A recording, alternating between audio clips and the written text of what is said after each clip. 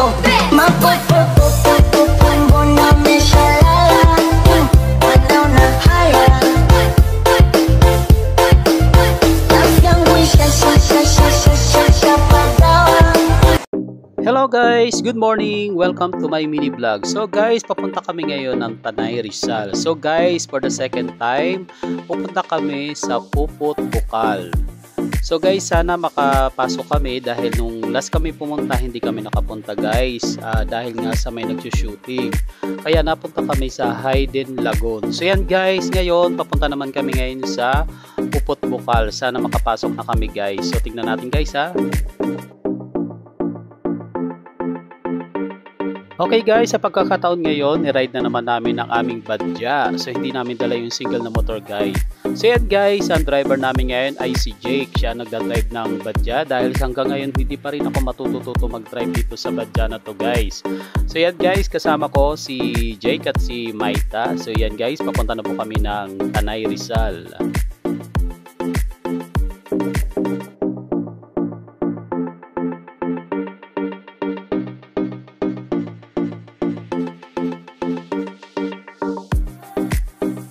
Okay guys, so nagpagasolina muna kami dito sa may gasolinahan guys kasi baka maubusan kami ng gasolina. So yan guys, nagpakarga muna kami bago kami tuluyang umalis dahil para wala na kaming problema, tuloy-tuloy ang aming biyahe.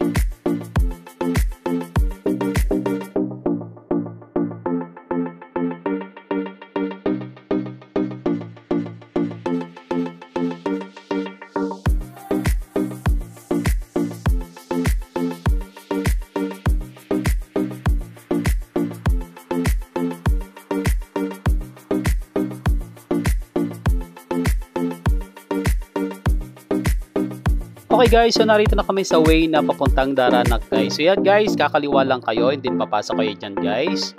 So tuloy-tuloy lang po yan guys.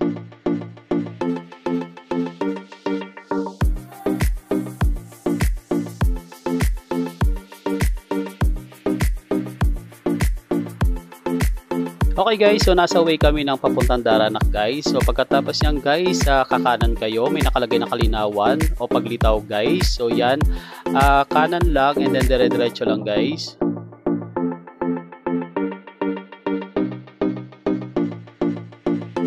Okay guys, so makikita nyo yung Puput Bukal. So yan guys, kakaliwa kayo dyan. And then tuloy-tuloy lang guys.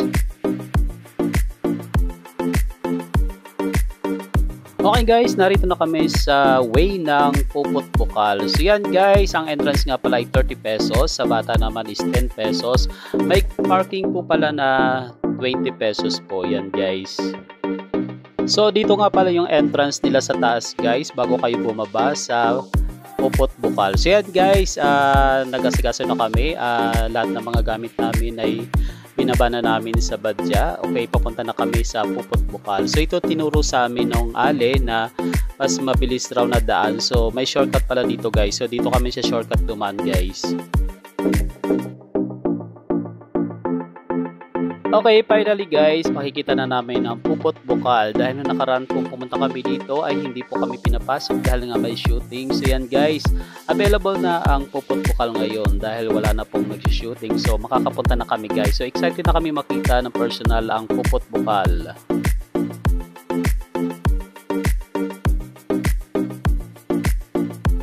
Okay guys, so maganda rin pala ang daan nila dito at hindi po matirik. So yan guys, hindi katulad ng Hayden na sobrang tirik talaga ng daan. So dito naman po sa Puput Bukal ay hindi masyadong matirik ang daan. So maganda pong daanan guys. So yan guys, tuloy lang kami papuntang Puput Bukal.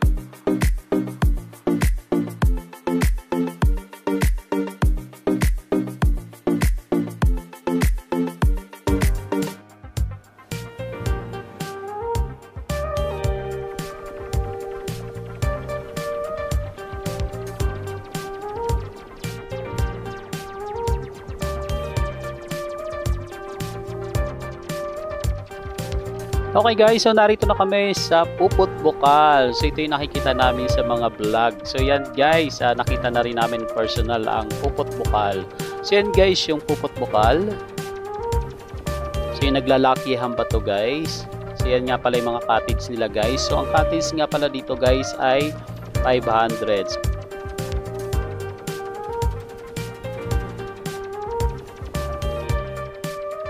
So okay guys, ito po yung Pupot Bukal. So tingnan nyo na lang guys.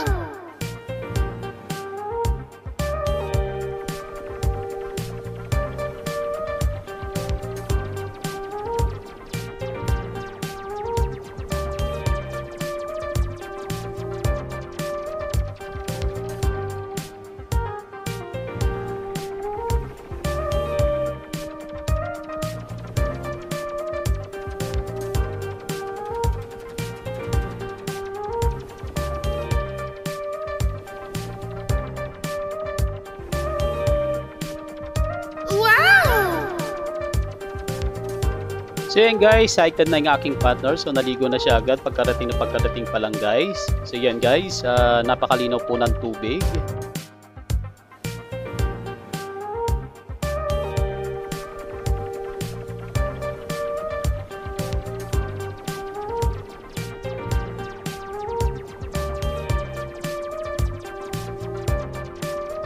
So guys, ito nga pala yung way papuntang cave.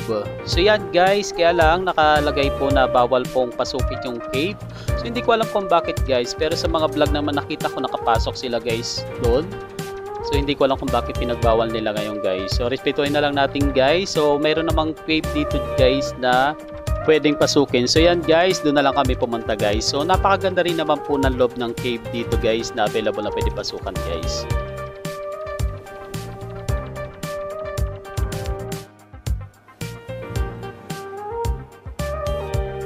Okay guys, so papunta kami dito sa cave na available na pwedeng pasukan guys. So yan po yan guys, so papasukin po namin yung loob niyan.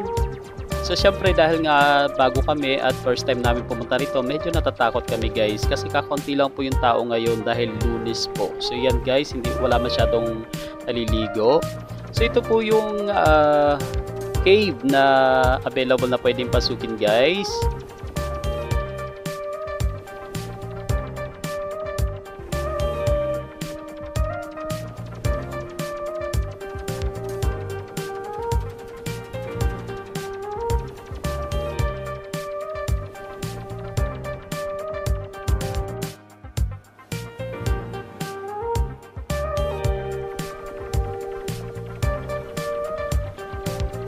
Okay guys, ito rin po yung daan papuntang sa kabilang side na pwede kayong tumalon guys. So dito lang kayo dadaan sa cave na to and then aakyat po kayo dito sabay talon guys.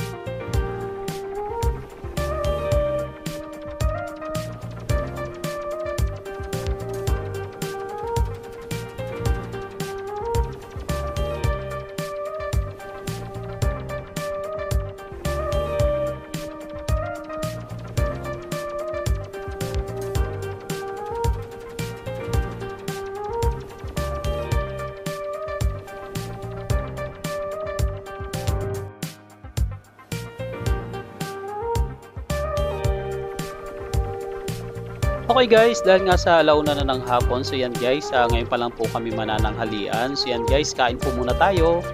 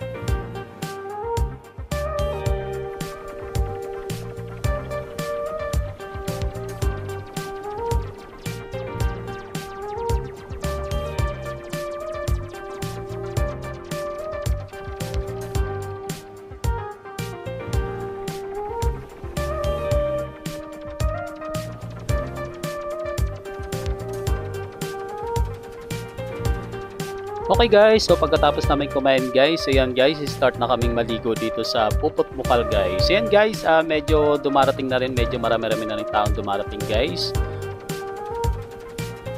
So guys, dito kami naligo sa mababaw dahil napakalinaw po ng tubig. So doon po sa may falls na may malaking bato guys, hindi kami masyadong naligo guys kasi mayroon pong gumagawa. So dahil Lunes po ngayon, siguro ngayon sila gumawa dahil akala nila wala pong taong pupunta dito sa Puput Bukal. So yan guys, dito lang kami naligo at sobrang linaw ng tubig.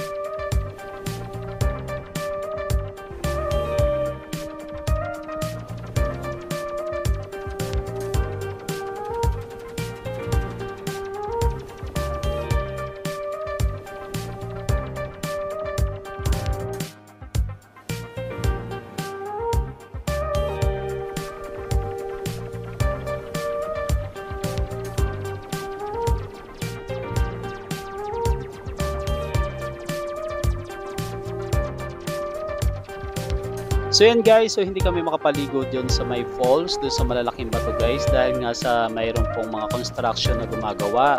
So medyo lumalabo po ang tubig guys, so dito na lang kami sa medyo mababaw at sobra naman linaw ng tubig guys. So makikita nyo yung mga construction, ayun po.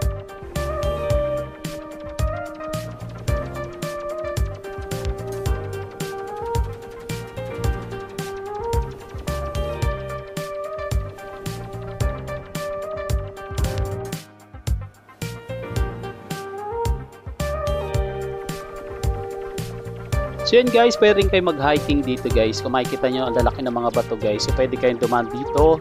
So yung way na po na yan guys, yan po yung papuntang cave talaga na sobrang malalim guys. So dahil nga sa pinagbawal, so hindi kami nakapunta doon guys.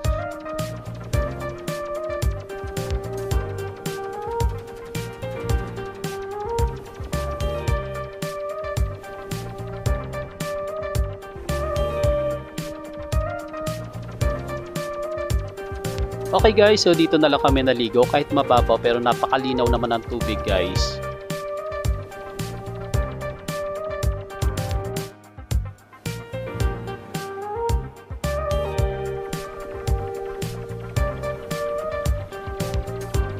Okay guys, so dahil nga sa alas 4 na ng hapon, so nag-decide na kaming umuwi guys. So yan guys, hindi na kami nagbihis dahil sa badya na lang kami guys magbibihis. So yan guys, pauwi na kami.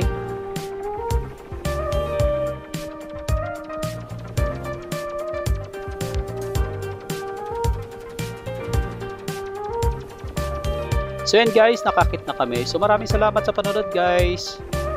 God bless to all. Huwag nyo kalimutan sana kayo mag-like, mag-comment, and then i-follow nyo naman ako guys. So maraming salamat guys. Bye-bye.